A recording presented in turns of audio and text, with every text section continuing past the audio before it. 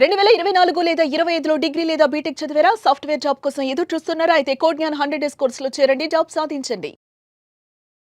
నమస్తే, welcome to Suman TV. నేను మీ anchor సిరి.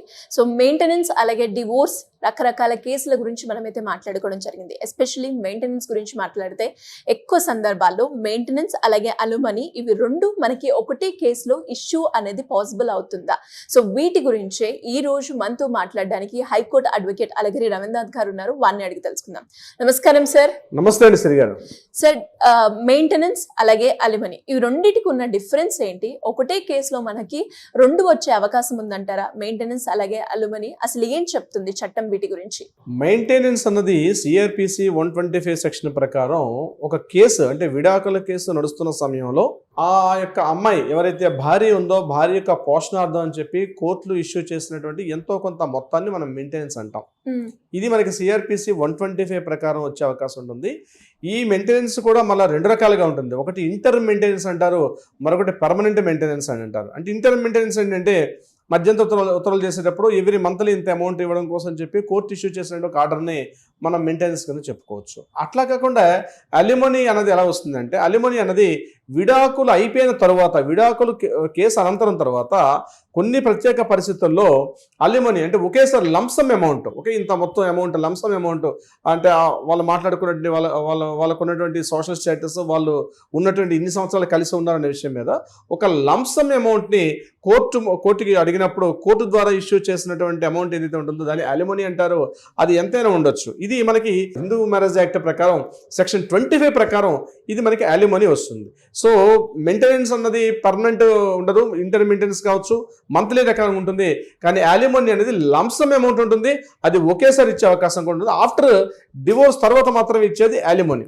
కానీ కొన్ని సందర్భాల్లో అలిమనీ ఇప్పుడు మీరు అడిగినట్టుగా ఒక కేసుకు సంబంధించి అంటే మెయింటెనెన్స్ అదేవిధంగా అలిమనీ వస్తుంది అంటే వస్తుంది కొన్ని కేసుల్లో చాలా కేసులు వస్తుంది. అంటే విడాకుల కేసు రన్నింగ్లో ఉన్న సందర్భంలో ఆ అమ్మాయికి భార్యకు ఇచ్చినటువంటి అమౌంట్ మొత్తం ఏదైతే ఉంటుందో, అమౌంట్ ఏదైతే ఉందో అది మంత్లీ మెయింటెనెన్స్ ఇవ్వమని చెప్పి కోర్టు ఆర్డర్ చేస్తుంది.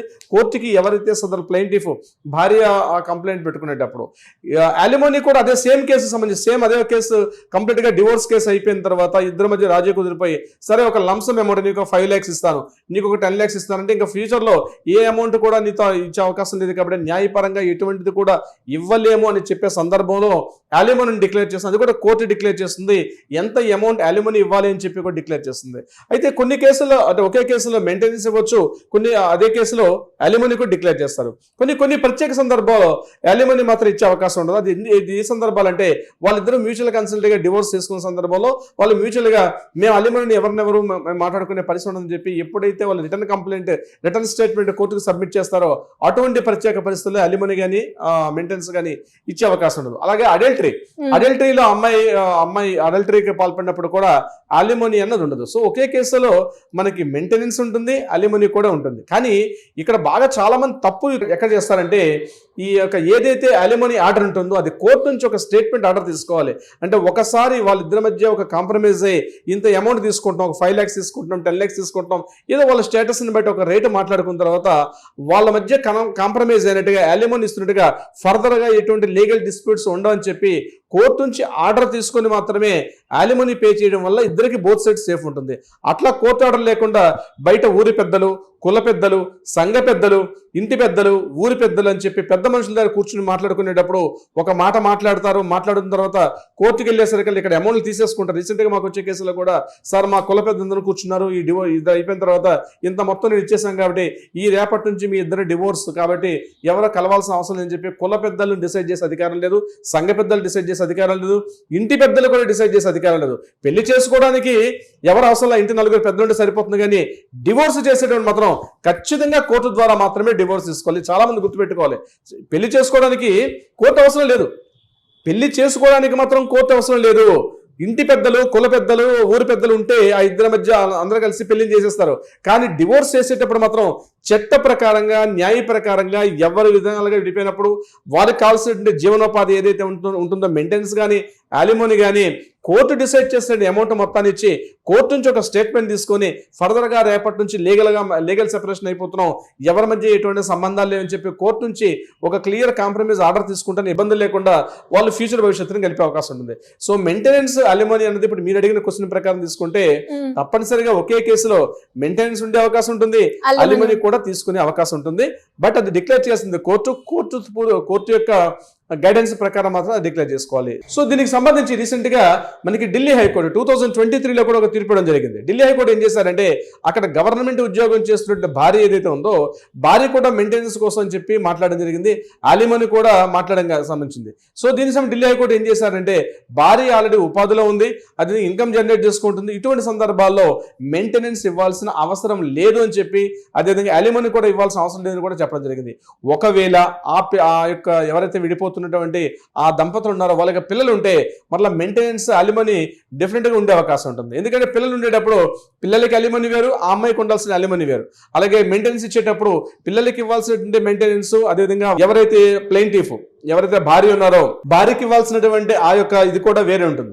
సో అలిమోని అనేది కేసు టు కేసు కూడా మారిపోయే అవసరం ఉంటుంది. తెలంగాణ హైకోర్టు రీసెంట్ గా ఇచ్చిన ఆర్డర్స్ ప్రకారం కూడా భార్య వేరే వ్యక్తితోటి అడల్టరీలో పార్టిసిపేట్ చేసి కూడా మెయింటెనెన్స్ అడగడం జరిగింది. అటువంటి సందర్భాల్లో సెక్షన్ 4 ప్రకారం సిఆర్పిసి 125 సెక్షన్ /4 ప్రకారం ఎట్టి పరిస్థితుల్లో కూడా మెయింటెనెన్స్ ఇచ్చే అవకాశం ఉండదు.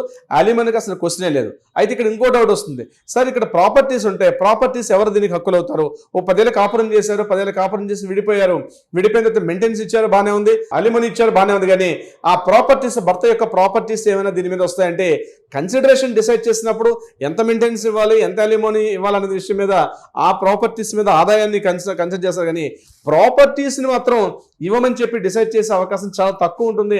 ఆ సందర్భాలు చాలా తక్కువ. ఓన్లీ ఆదాయం మొత్తం చూసి తప్పించి అసెట్స్, చరాస్తులు, బ్యాంక్ బ్యాలెన్స్లు ఈ రకంగా ఉండే అవకాశం చాలా తక్కువ. వాటి మీద టచ్ చేయరు, కానీ కేవలం ఆదాయం ఎంత వస్తుంది, ఇన్కమ్ వస్తుందో లేదా, ఇన్కమ్ ఎంత ఉంటే అంత ఇన్కమ్, లేదంటే నేను లక్షాధికారి కాదు, నేను గరీబోడిని, నేను నెలకు తెచ్చుకునే ఇన్కమ్ ఎంత ఉంటే అంత, ఆ ఇన్కమ్లో ఎంత అమౌంట్ ఇవ్వాలని చెప్పి కోర్టు డిసైడ్ చేస్తుంది. కాబట్టి ఇవ్వకుండా నేను తప్పించుకుంటాను, నేను మెయింటెనెన్స్ ఇవ్వను, నేను అలిమోని ఇవ్వకుండా డివోర్స్ తీసుకుంటానంటే అలాంటివి మాత్రం ఉండే అవకాశం చాలా తక్కువ. ఉండే అవకాశం 80% కూడా లేదు సిరి గారు. అంటే సార్ మీరు అన్నట్టుగానే ఎవరికైనా కూడా మెయింటెనెన్స్ అలాగే అలిమోని ఇవి రెండు కూడా మేము ఇప్పుడు మెయింటెనెన్స్ వేయబోతున్నాం, మరి మాకు వస్తుందా, ఈ సందర్భాల్లో మేము వేసుకోవచ్చా అని ఇలా రకరకాల డౌట్స్ అయితే రేస్ అవుతూ ఉంటాయి. అలాంటి వాళ్ళు ఎవరైనా కూడా లీగల్ పరంగా మీ గైడెన్స్ కావాలి అనుకునేటప్పుడు ఎలా మిమ్మల్ని అప్రోచ్ చేయ ఛాన్స్ ఉందంటారు? తప్పనిసరిగా సిరి గారు, దీనికి సంబంధించి కింద స్క్రోల్ అవుతున్న నెంబర్ని కాంటాక్ట్ చేయగలిగితే మన లీగల్ టీం వాళ్ళకి అప్రోచ్ అవుతారు, సలహా సంప్రదింపులు ఇచ్చే ప్రయత్నం చేస్తారు. అదే కాకుండా కోర్టుల్లో వివాదాలు ఉండేటప్పుడు ఆ వివాదానికి అయ్యే దిశగా కూడా, ఆ వివాదం క్లోజ్ అయ్యే దిశగా కూడా ప్రయత్నం చేస్తారు సిరి గారు. Thank you sir, thank you so much. Thank you so much అండి. మెయింటెనెన్స్ అలాగే అలిమోని ఇప్పుడు మేము వేస్తాం అనుకుంటున్నాం, మరి మాకు వచ్చే సందర్భాలు ఉన్నాయా అన్న డౌట్స్ ఉన్నప్పుడు, మీరు కనుక లీగల్ పరంగా వెళ్ళాలి అనుకున్నప్పుడు ఎవరైనా కూడా సింపుల్గా కింద స్క్రోల్ అవుతున్న నెంబర్ని కనుక సంప్రదిస్తే అలాగే రవీంద్రనాథ్ గారి టీం మిమ్మల్ని అప్రోచ్ అవ్వడం జరుగుతుంది. Thank you. సుమన్ టీవీలో మీ పర్సనల్ అండ్ బిజినెస్ ప్రమోషన్స్ కోసం కింది నెంబర్కి కాంటాక్ట్ చేయండి.